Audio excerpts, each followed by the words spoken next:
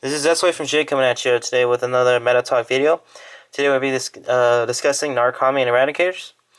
So, first off, what makes meta deck is the pressure it creates, the advantage it creates, and the consistency of the deck. So, before we do, the main characteristic of Narukami is they retire opponent's units and gain power off of it. But unfortunately, they don't get to choose. Usually, they let your opponent choose what card to retire. So you do get a minus your opponent, but unless he's low on rear guards, you're not going to get what rear guard you want to retire. He's most likely going to retire something he doesn't need, which he could retire if he's playing Gold Paladins. He can retire a trigger that he called with a skill, and you're just like, oh shit, didn't do that much. And if you're playing Great Nature, it can they can retire a unit that's like stamp order, so it won't actually get retired, and then you won't get the power effect for Gauntlet Buster. So right away, gonna go into Gauntlet Buster. I don't have any copies because it's traded them away because I didn't really want to build that deck too much because I playtested it a while ago, but didn't like it too much because it had a lot of people playing Great Nature and a lot of people playing decks that were pretty easily able to get over the minusing I was doing. So pretty much, Gauntlet Buster effect is Counter Blast 2, your opponent chooses one unit to retire it, and he gains power plus 3,000, a crit for any units that are retired during for a card effect. So basically, he creates advantage from the retiring units by gaining power and gaining extra crits, so he's creating pressure right there with that crits, because you can get multiple crits on him.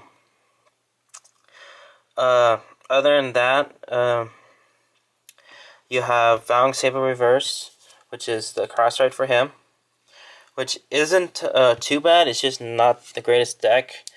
I mean, Dragon Descent, of course, is going to be the best Vanguard for them, pretty much for late game, and sometimes early, depending on how you play the deck. Because pretty much Vowing Sword Reverse, his effect is he's a cross ride with him. He gains 10,000. He goes Limit Break, lock 2 units, Counter Blast 2, and your opponent chooses 2 of his rear guards and retires them and gains power plus 10,000. Basically, he creates a lot of power for himself, but he doesn't get any crits, so he doesn't create that much pressure because your opponent can easily perfect guard it or just let it hit if he's at like 3 damage.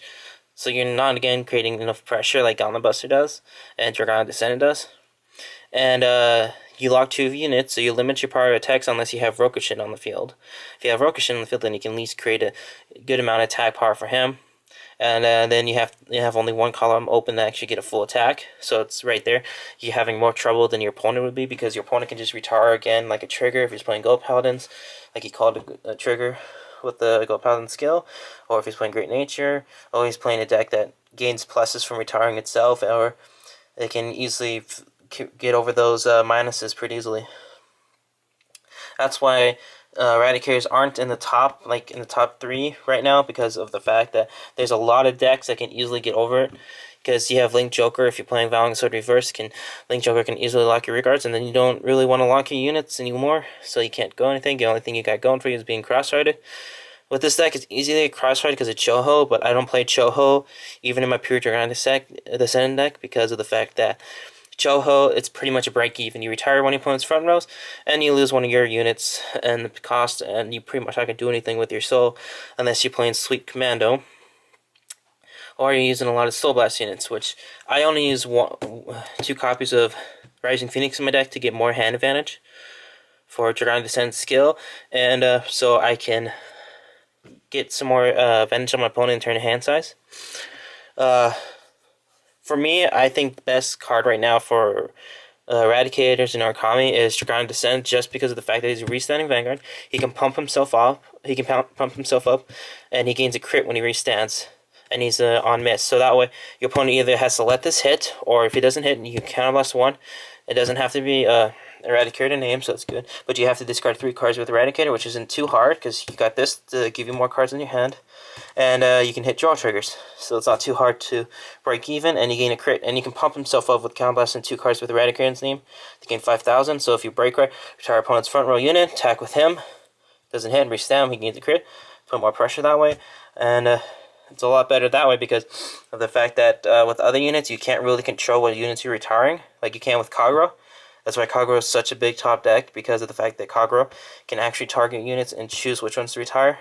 Well, Narukami can't, unless you're playing Linchu here, who, if you don't know Linchu's skill is, when this Counterblast won't put this card into solo. When an attack hits the Vanguard during the battle, this unit boosts the attack.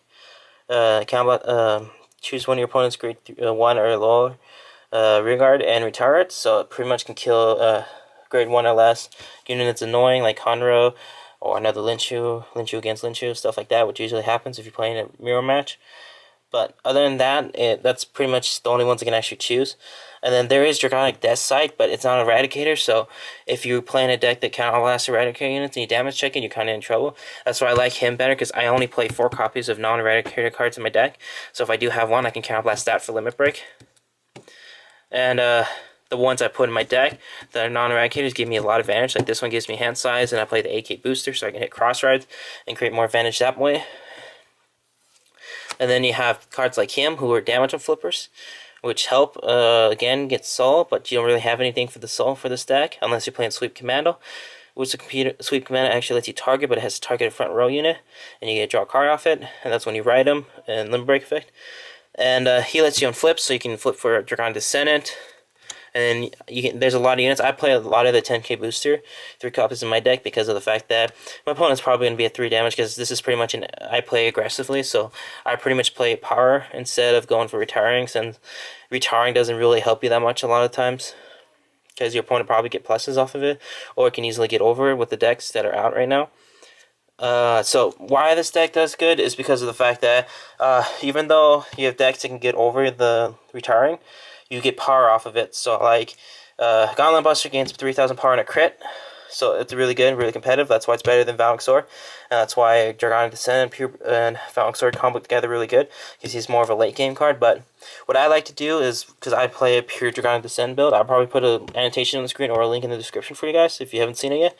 It's one of my first videos. I think it's like my second one or something. Pretty much his you can break ride with him, retire opponent's unit, attack with him by himself, so it's 21 if he doesn't hit, or you can go attack with him and have Linchu still, so that way your opponent can either choose an ultimate. You can either let the attack hit and you can retire one of his units, or he can guard it, you restand with him and you get an extra crit and you can attack for 21, and then each time you're powering up the rear guards, and then you have him on the field to unflip. You can have a 10k booster, so you can still create more power advantage.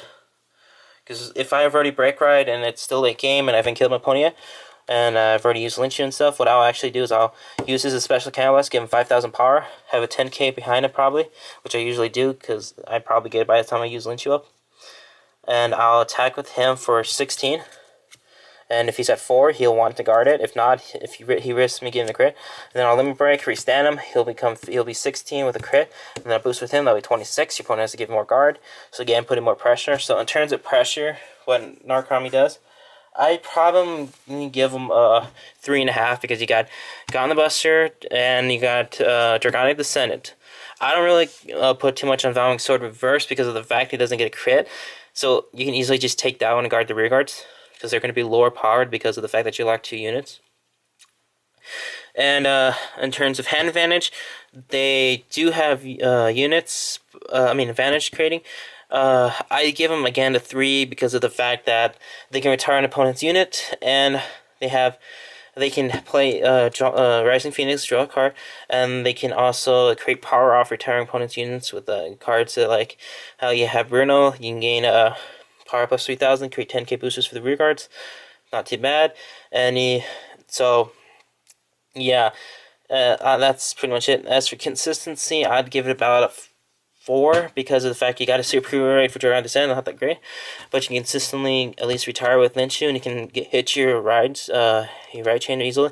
You can easily get effects off with your damage on flipper, and the fact that they don't cost that much usually, because Narukami isn't too much of a counterblast heavy deck. So recap, they retire units and gain advantage, and then the boss card Draconic Descent, which is a restand Vanguard, which if it doesn't hit, restands and gains a crit, for counterblasting 1 card, and then discarding 3 cards with Eradicator in its name. So it's not too bad. So that's why Eradicators aren't doing too bad in the meta, but they're not topping as much as they used to because of the fact that there's so many better decks out right now. So this will be Zitsui signing out. Remember to comment, rate, and subscribe, and have a good day.